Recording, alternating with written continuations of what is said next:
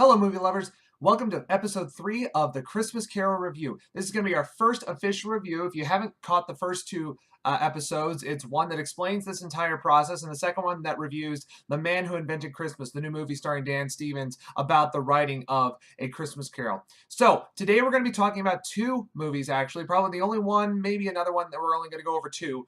But these are the silent films. They're the short ones that came out in 1901 and 1910. So without further ado, let's get to those.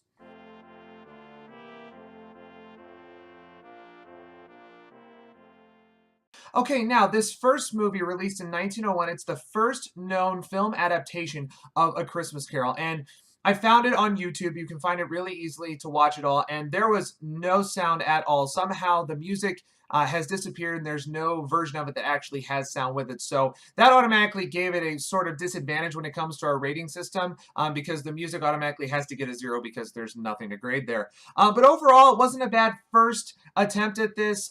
There was also not much of a cutscene to go over lines of what they should have been. There was beginning of scene explanation about what you're about to see. It was almost like watching an opera in a different language where they give you the synopsis, you find out what's going on, and you actually get to watch it so you know exactly what's happening. So a lot of it was just kind of iffy for me.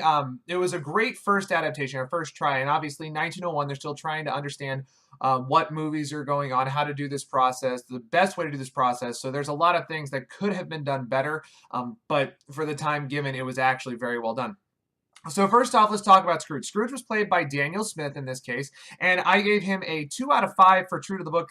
With the shortness of it, and everything, it was really hard to do everything that Scrooge did, and without actually using lines, you missed a lot of the stuff that happened in the book. In fact, the first scene with Scrooge and Cratchit inside of the office involved Cratchit walking in, Scrooge pointing the door, and Cratchit leaving. So we missed all of the initial Scrooge development involving the poorhouses and the jails and everything like that. Also, you missed the nephew and everything like that. So it was just very, very strange on how all of that worked. And because of all that, you really lose the character development of the bad Scrooge, and we really don't have anywhere to develop into the good Scrooge. So unfortunately, that also gave the bad Scrooge a bad grade, which was another 2, and this time out of 10.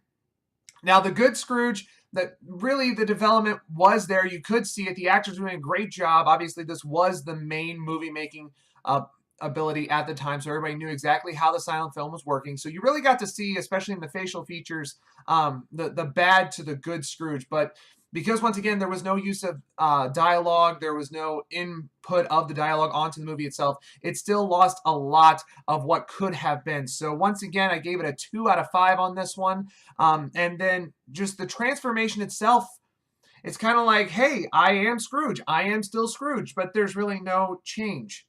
So I had to give that one a 4 out of 10, giving this Scrooge's adaptation a 10 out of 30. Now, Marley's ghost actually was really interesting because they used Marley as all 4 ghosts in the movie. He was not only Marley, he also came back as the ghost of past, ghost of present, ghost of future. And I'm sorry, but you have to do more than just put a sheet over his head to change his look. Yes, so Marley comes in, points to certain things like, hey, and that's pretty much the entire Marley scene. So it really didn't do much for me. And because, it wasn't all there, I have to say that I gave it a 1 out of 5 being true to the book. And then with the interpretation being the way it was, a 2 out of 10. So Marley only got a 3. Now, I did, with it being a different type of ghost, I did come back and give Marley more scores as the past, present, and future. But because it was the same ghost all 4 times, they could not get a good true to the book score. So on all 3, past, present, and future, they got a 1 of being true to the book. And when we go to Christmas Past, it skipped a lot of his past, and the way they showed it was as a flashbacks in there, which is something that happens a lot in the early films. They don't have the ability to make people look like they're flying or anything. The effects just aren't there. So the fact that it's visions is normal, but it didn't work. I did not like it that much. So unfortunately, past, the interpretation got a 3 out of 10. Present, same thing. I mean, it showed stuff. It was a flashback. Scrooge was still standing in the screen while this was happening, just staring at this faded vision of what was going on. So while past got a 3, present also got a 3. Now the future, actually, they went somewhere else. They took Scrooge and actually showed him his tombstone. And the one thing they did differently with this one is they actually showed Scrooge dying. Like they showed him have a heart attack, and all of a sudden he's there. And I mean, it was a good interpretation, and everything, but it wasn't true to the book. So once again, got a 1.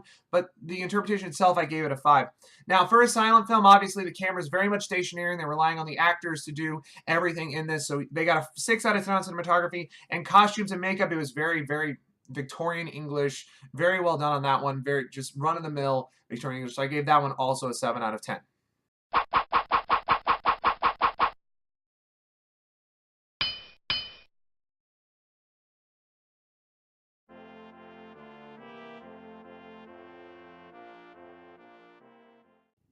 Now for the second adaptation, this one is A Christmas Carol, is the name of it, from 1910. And this one did a lot more. It was longer, first off. It had a nice length to it to add more character development. It also gave us some of the dialogue in between the different scenes. So when it came to this Scrooge, I gave him a 3 out of 5 being true to the book. It really followed everything. You got to see him interact with the charity people, his nephew, everything else. It was really, really well done.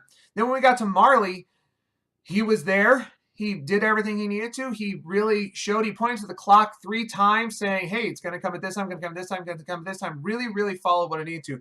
So being true to the book, I give that a 4 out of 5. And then when it came to the interpretation, the acting, the presentation of it, the directing of it, I gave that a 7 out of 10.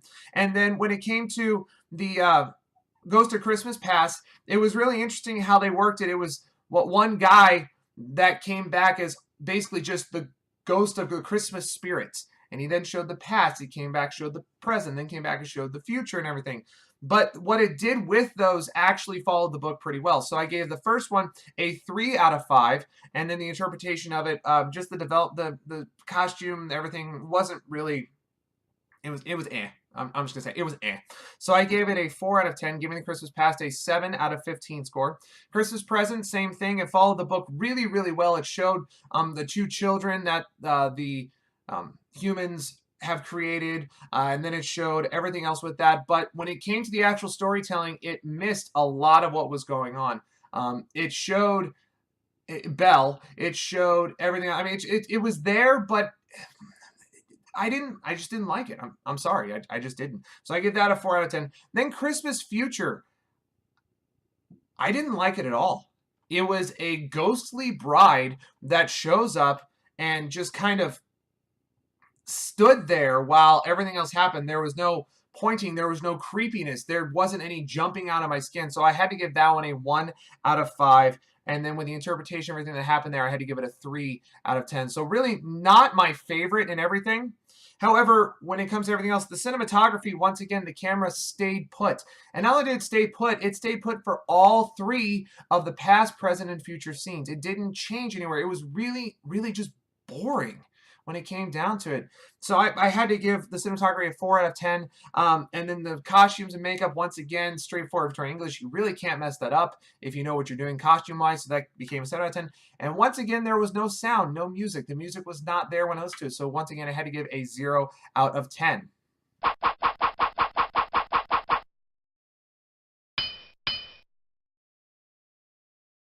So to recap these first 2 adaptations of A Christmas Carol, the one from 1901, it ended up with a 40 out of 120. Unfortunately, just with the technology of the time and the way the movies are being made, it could not tell the story exactly the way that we needed it to be. And it could not tell it the way that other ones have done in the past. And then when we get to 1910, technology gets a little bit better. The storytelling gets better. They've learned from a lot of mistakes. That one got a 58 out of 120. So after 2 rounds, the actual physical development of these movies and the physical aspects of these movies puts the Christmas Carol from 1910 over the 1901 adaptation called Scrooge and Marley's Ghost. Okay, guys.